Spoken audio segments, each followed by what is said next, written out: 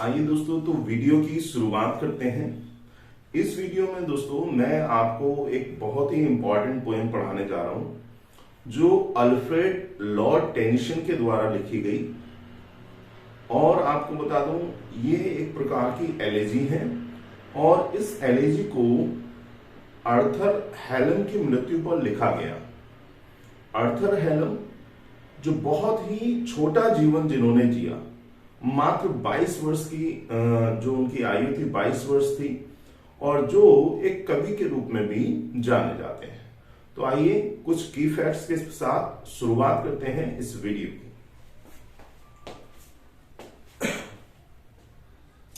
जैसा कि दोस्तों आपको मालूम है,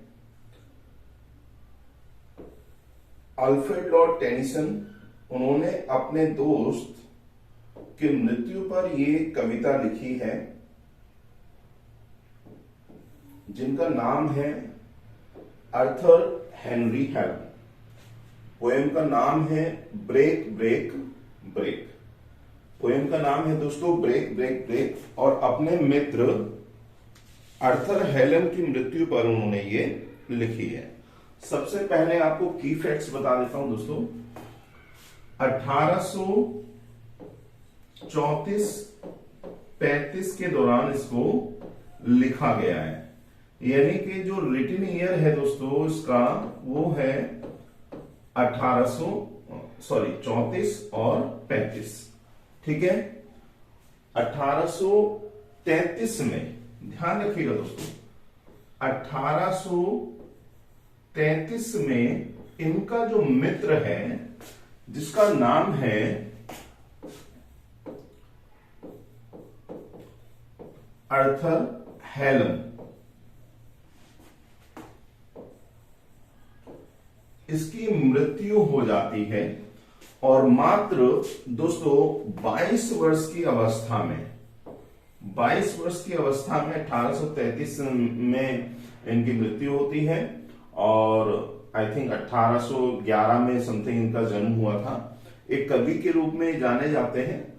आप जानते होंगे दोस्तों, यदि आपने कभी जीवन में कोई घटना आपके लाइफ में हुई होगी या अपने आसपास में कहीं देखा होगा, तो एक दोस्त के जाने का, एक साथी के जाने का दुख क्या होता है, ये वही व्यक्ति जान सकता है जो अपने दोस्तों से प्रेम करता हो और जिसको उन मानवीय मूल्यों का ज्ञान हो।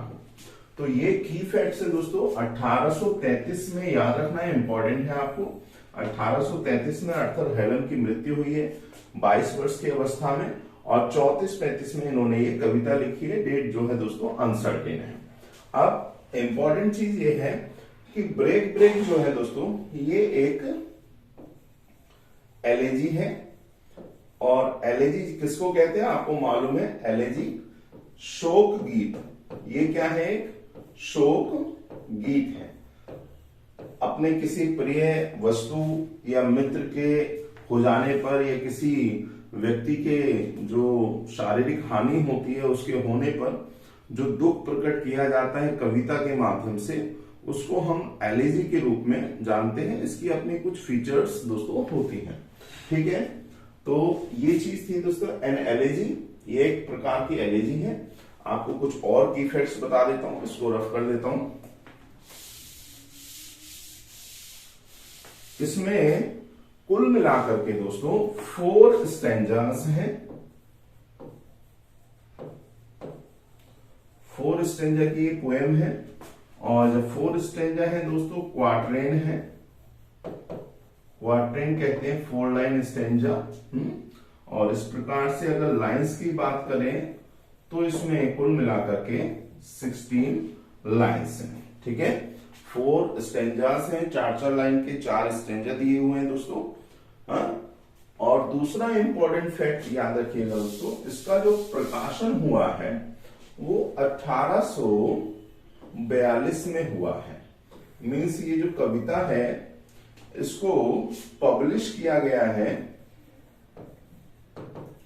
वो 1842 में किया गया है। 1842 में ये कविता पब्लिश हुई है दोस्तों। एक इंपॉर्टेंट चीज आपको और बता देता हूं, अक्सर आपसे पूछ लिया जाएगा, वो फैक्ट क्या है उसको भी आप समझ लीजिए, अगर इस कविता से आता है तो।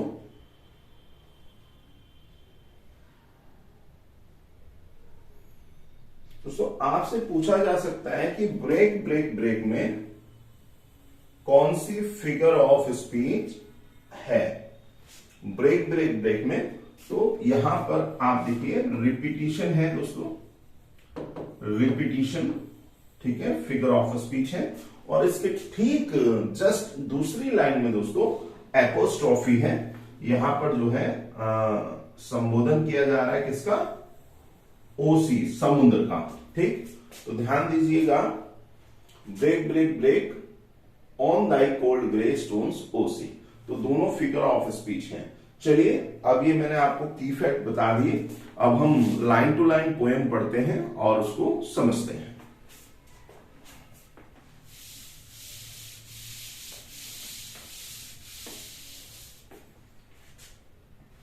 देखिए राइटर ने शुरुआत की दोस्तों ब्रेक ब्रेक ब्रेक। अब ब्रेक का मतलब होता है दोस्तों तोड़ना। क्या मतलब होता है, तोड़ना।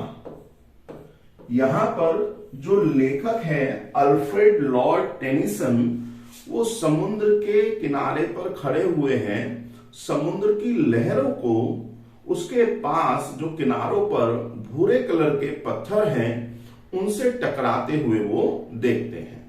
और जैसे जैसे समुद्र की लहरें या समुद्र अपने आप को अपनी लहरों के माध्यम से पत्थरों से टकरा करके अपने को व्यक्त कर रहा है, ऐसे ही अल्फ्रेड लॉर्ड टेनिसन के अंदर भी समुद्र की लहरों के साथ साथ भाव उठ रहे हैं। वो भी आर्थर हेलन की मृत्यु पर बहुत दुखी हैं और लाइन को वो शुरू करते हैं ब्रेक ब्रेक ब्रेक। अब इसका मतलब क्या है दोस्तों, यहां पर वो अपने दुख की व्यथा को गहनता देने के लिए ब्रेक ब्रेक शब्द का 3 बार प्रयोग करते हैं।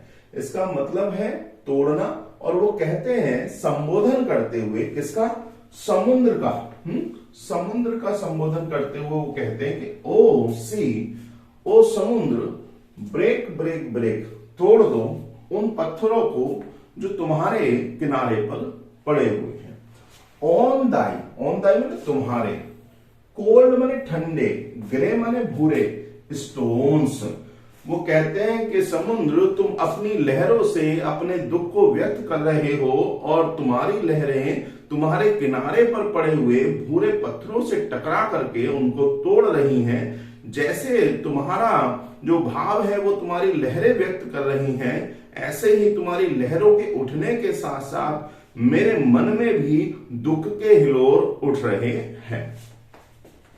आगे कहते हैं दोस्तों, एंड आई वुड दैट, काश ऐसा होता, काश ऐसा होता, जैसे तुम समुद्र होकर के अपने भावों को अपनी लहरों के माध्यम से व्यक्त कर रहे हो, काश ऐसा होता माई टंग, मेरी जीवा भी, मेरा मुख भी, कुड अटर, उनको कह सकता, यानी मेरे हृदय में उठने वाले जो गंभीर दुख के भाव हैं, काश मेरा हृदय भी उनको तुम्हारी लहरों की भांति व्यक्त कर सकता। द थॉट्स, विचार, विचार, कौन से विचार, जो हेनरी आर्थर हेलन की मृत्यु के दुख के उनके अंदर उठ रहे हैं।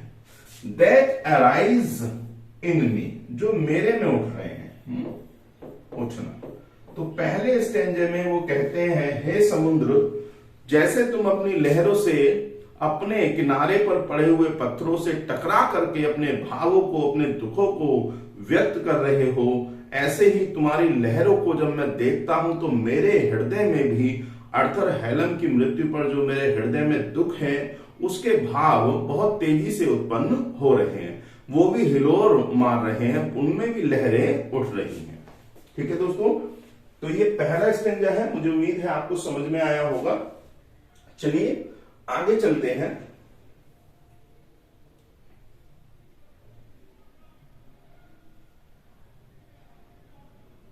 आप देखिए दोस्तों, वो कहते हैं वहां पर चूंकि आपको मालूम है अक्सर समुद्र के किनारे लोग आनंद मनाने के लिए जाते हैं।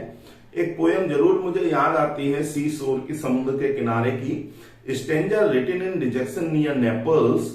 ये कविता पीवी शैली की लिखी हुई है और बड़ी ही दर्द भरी कविता है, बड़े ही दुख को ये प्रकट करती है। तो उसी प्रकार से, हालांकि वो एक एलेजी नहीं है लेकिन दुख भरी है।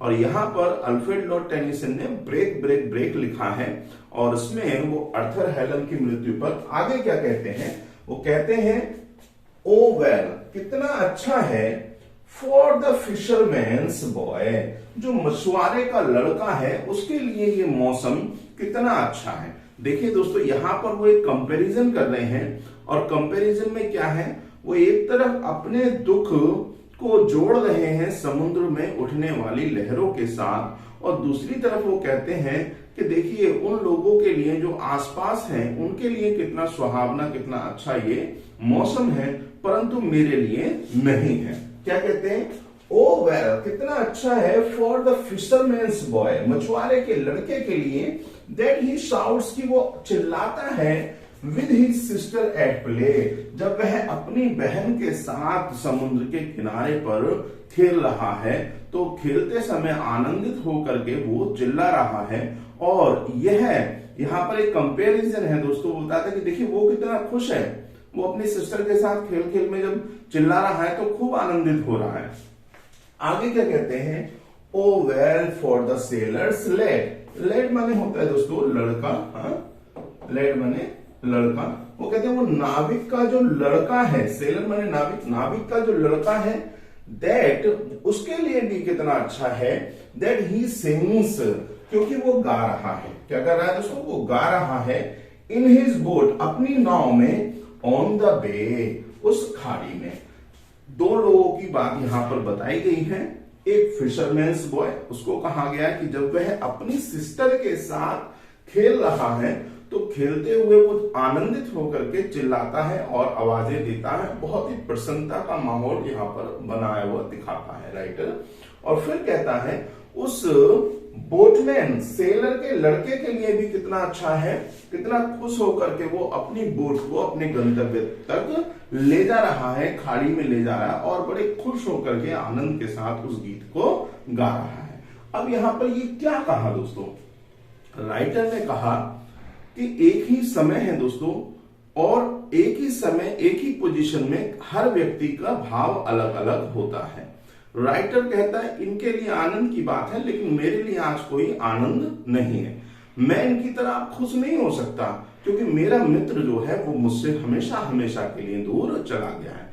यहाँ पर जब वो कहता है कि सिस्टर के साथ वो खेल रहा है तो वो कहीं ना कहीं इमेजिन ये कर रहा है कि कभी मैं भी अपने मित्र के साथ खेल रहा था लेकिन अब मैं दोबारा कभी भी उसके साथ खेल नहीं पाऊंगा। हम दोनों कभी कभी सैर करने जाया करते थे, साथ साथ घूमा करते थे, पर अब हम कभी भी घूम नहीं पाएंगे। ठीक है दोस्तों, तो ये संज्ञा भी आपको क्लियर हो गया होगा। चलिए आगे चलते हैं।